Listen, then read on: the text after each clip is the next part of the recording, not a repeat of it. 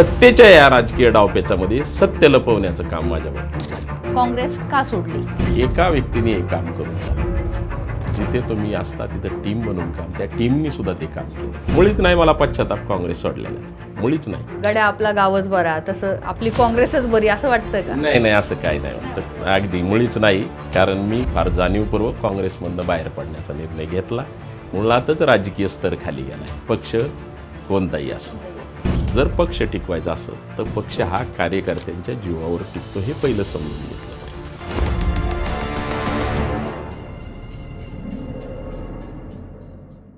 सत्ता मिळवण्यासाठी भाजप काय करू शकतं हे उभा महाराष्ट्र पाहतोय.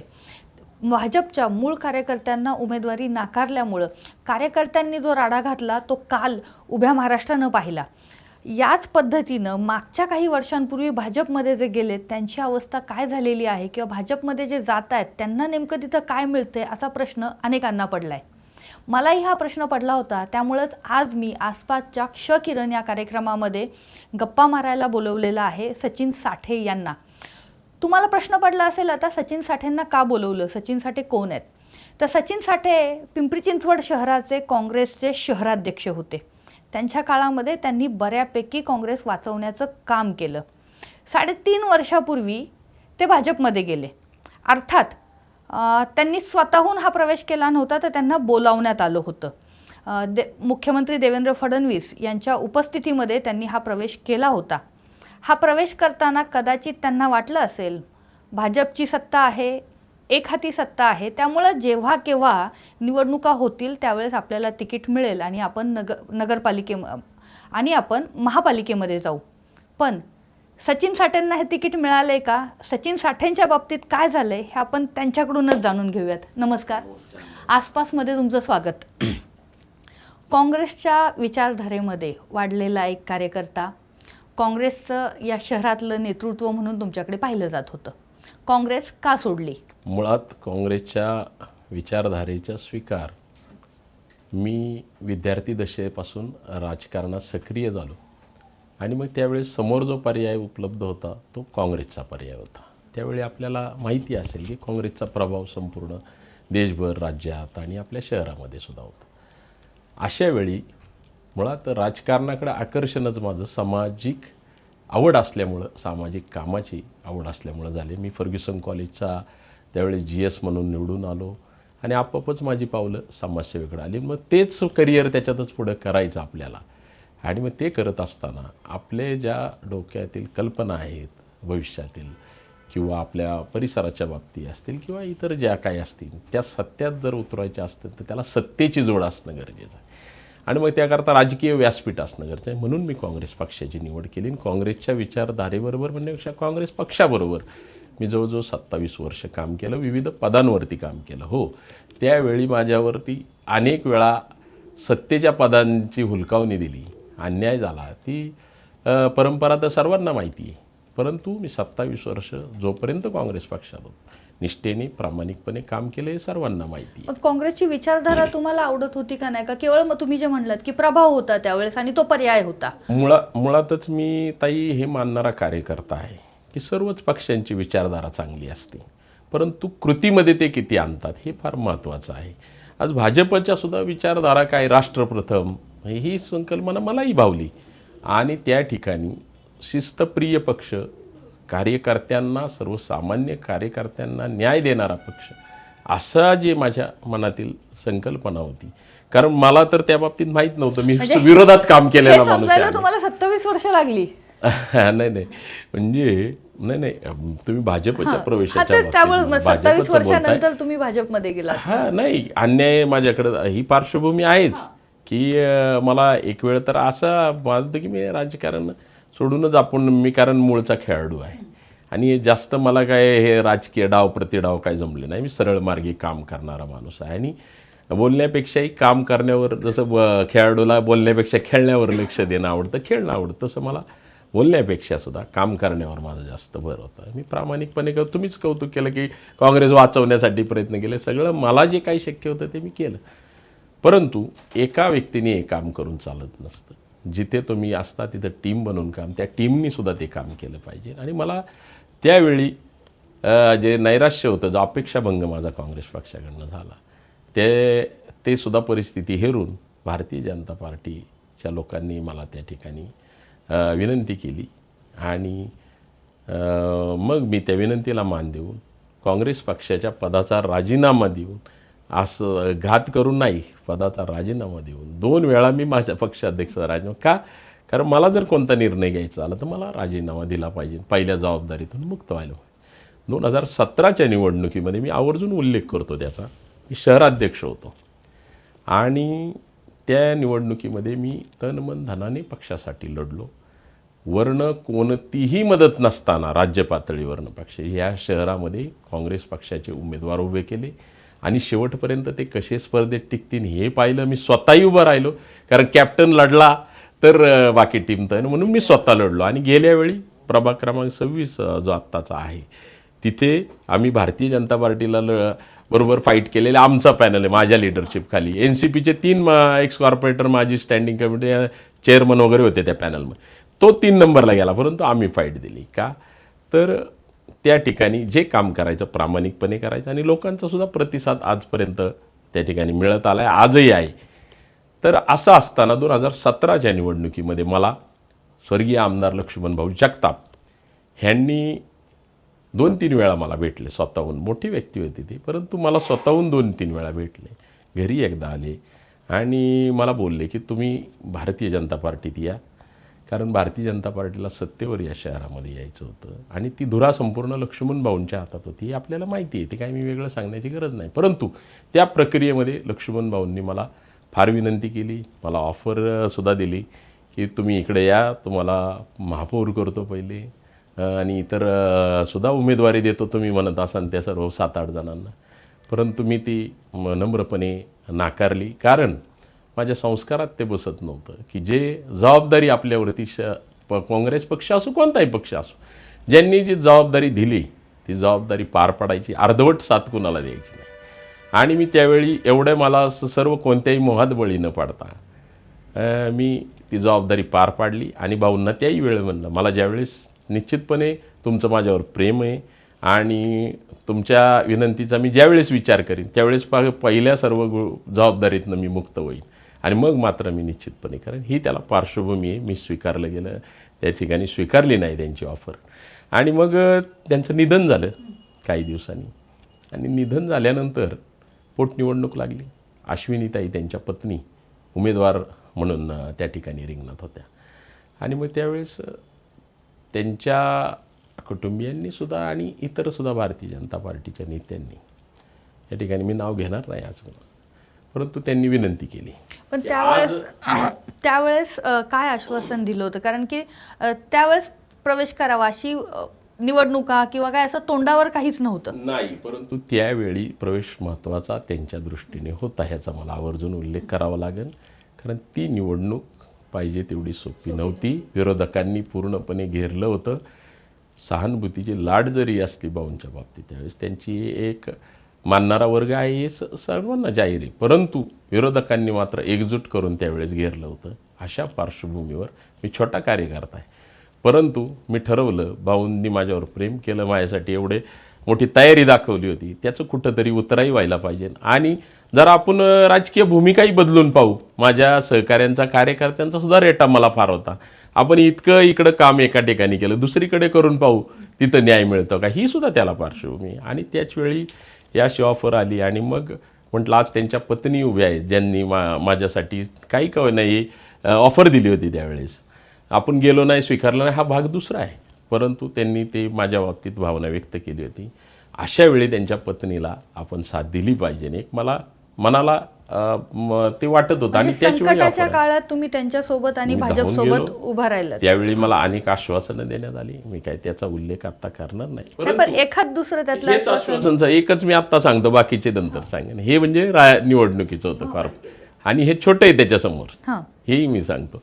पण तेच पाळलं गेलं नाही याचा मला दुःख आहे. आणि मला उमेदवारी मिळाली नाही त्याचंही दुःख नाही. मला उमेदवारी देता येऊ शकत नाही हे सांगायला पाहिजे नव्हतं त्यांनी, हे शेवटच्या क्षणापर्यंत मला सांगितलं नाही.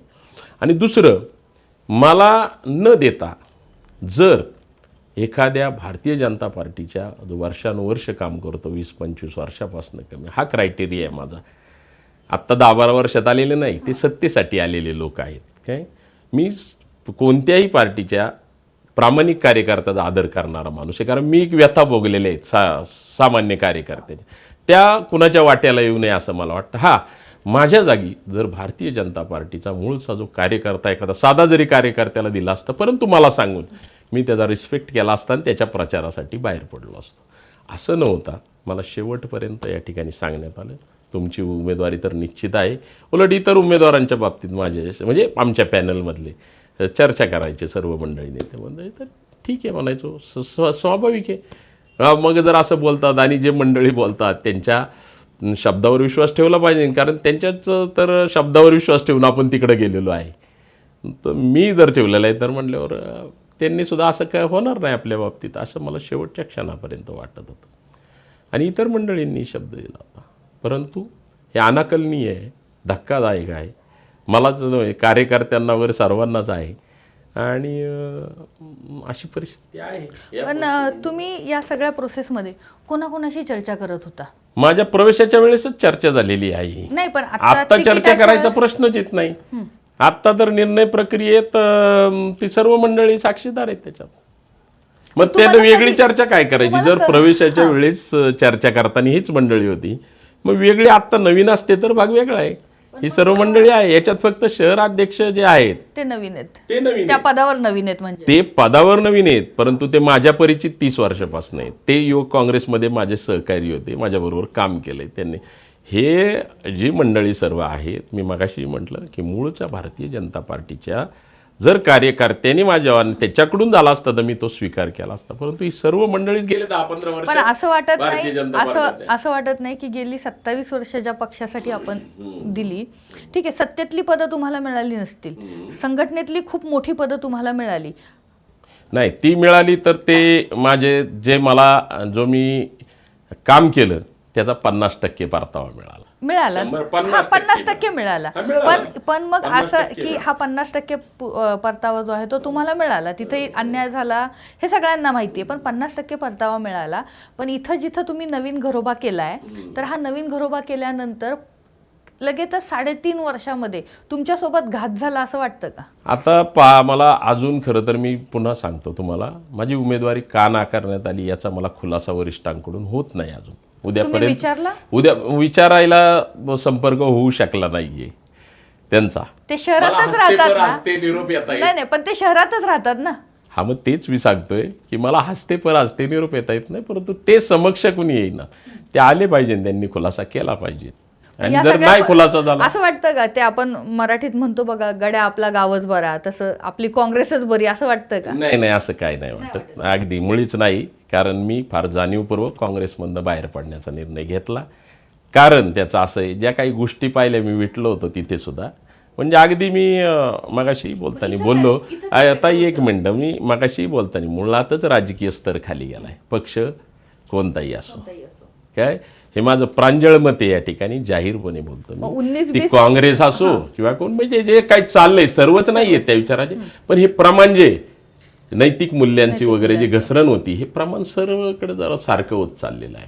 हे अत्यंत वेदनादायक आहे. तुम्ही फिट झालात का 3.5 वर्षामध्ये भाजपच्या त्या सगळ्या ह्याच्यामध्ये? तुम्ही फिट झालात असं वाटतं का? मुळात फिट होण्याचा विषय नाहीये हा, एक काही बाबींवरती आमचा तो प्रवेश झालेला होता, तर फिट होण्याचा प्रश्नच येत नाही. आणि मुळात मी पहिल्या दिवसापासून एक म्हटलं की मला काय फार मोठं संघटनेतलं पद वगैरे नको आहे, कारण माझ्याऐवजी जो काम करतोय तुमचं वर्षानुवर्ष त्याला द्या, किंवा मी जर ते पद घेतलं तर एकावर दुसऱ्यावर अन्याय होईल त्याचा, तर ते जे आहे तर ते मी घेतलं नाही. आणि जे काही विषय आम्ही तुम्हाला मदत करायची, तुम्ही आम्हाला मदत करायची, सरळ ढोबळ याच्यामध्ये आमचं बोलणं झालेलं होतं.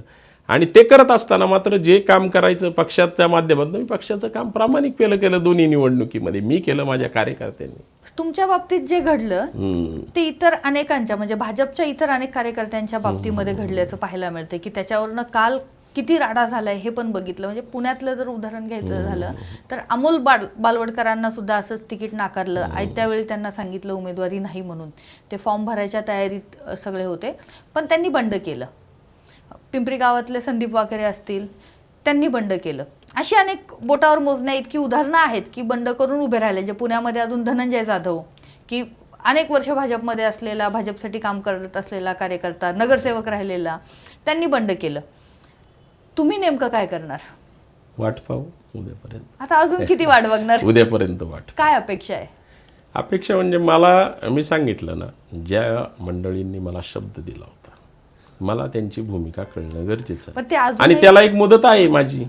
काय त्याला मुदत आहे, आजपर्यंत उद्या सकाळपर्यंत कळणं गरजेची आहे. हा माझ्या मनाला जर पटलं, मी जसं मगाशीच म्हटलो, मला का नाकारण्यात आली आणि माझ्याऐवजी ज्याला देण्यात आली त्याचं कारण काय, हे जर मला पटलं तर मी निश्चितपणे तुमच्याच माध्यमातून परत त्याचा खुलासा करीन. हे सुद्धा मी शब्द देतो. आणि जर नाही पटलं, तुमच्याच माध्यमातून माझी प्रतिक्रिया या ठिकाणी देईल. दुखावला गेलाय? हा, निश्चित दुखावलं गेलोयच, त्यात काही वादच नाही. मी जसं तुम्ही काँग्रेसचं म्हटले मगाशी, मुळीच नाही मला पश्चाताप काँग्रेस सोडलेल्याचा, मुळीच नाही. कारण तिथे सुद्धा माझ्यासारख्या असंख्य कार्यकर्त्यांवर अन्याय झाला आणि म्हणूनच आज काँग्रेसची अवस्था आहे. ही अवस्था आज काँग्रेसची असे, मग हे संकेत आहेत, हे संकेत आहेत. आपल्यालाही जर पक्ष टिकवायचा असेल तर पक्ष हा कार्यकर्त्यांच्या जीवावर टिकतो, हे पहिलं समजून घेतलं पाहिजे. म्हणून मी कोणत्याही पक्षात, ह्या पक्षात येतानाही पहिल्यांदाच बोललो की ज्या कार्यकर्त्यांनी भारतीय जनता पक्ष ह्या शहरामध्ये जिवंत ठेवला त्यांना मी पहिला मानाचा मुजरा करतो. आजही त्यांना करतो, परंतु न्याय त्यांना मिळाला पाहिजे. मी स्वतः सांगतो ना, माझ्या जागी जर भारतीय जनता पार्टीच्या प्रामाणिक कार्यकर्त्याला जो मुळापासून पहिल्यापासून काम करत त्याला दिलं असतं, मी स्वतः प्रचाराला त्याच्या पुढे गेलो असतो. ज्यांना संधी दिली त्यांनाच पुन्हा संधी. आणि ते मूळ भाजपच्या विचाराचे आहेत का? नाही आहेत. जसे माझ्यासारखेच ते सुद्धा आहेत. सर्व सत्तेच्या या राजकीय डावपेचामध्ये सत्य लपवण्याचं काम माझ्या बाबतीत झालेलं आहे. सत्तेच्या या डावपेचामध्ये सत्य लपवण्याचं काम जे आहे ते सचिन साठे यांच्या बाबतीत झाले असं ते म्हणतात. दुखावले गेलेले आहेत, पण निर्णय काय घेणार हे ते अजून सांगत नाही आहेत. कारण की त्यांची इथल्या जे स्थानिक नेतृत्व आहे त्यांच्याशी चर्चा होऊ शकलेली नाही, संपर्क होऊ शकलेला नाही. भाजपमध्ये जे जात आहेत त्यांचं काय होतं याचं उदाहरण जे आहे ते आपल्याला सचिन साठे यांच्याकडे पाहिल्यावरती मिळतं. त्यामुळे एकंदरीतच राजकारणाच्या ह्या सगळ्या बदलत्या परिस्थितीवरती आता विचार करण्याची, गांभीर्यानं विचार करण्याची आणि मतदार म्हणून योग्य तो निर्णय घेण्याची वेळ आणि जबाबदारी ही शेवटी पुन्हा एकदा मतदारांवरतीच येऊन ठेपलेली आहे. आसपासच्या क्षकिरण या कार्यक्रमामध्ये राजकारणामध्ये नेमकं काय घडतंय, पडद्यामागे काय घडतंय, या सगळ्या गोष्टी ज्या आहेत त्या आपण जाणून घेणार आहोत. पाहत रहा आसपास.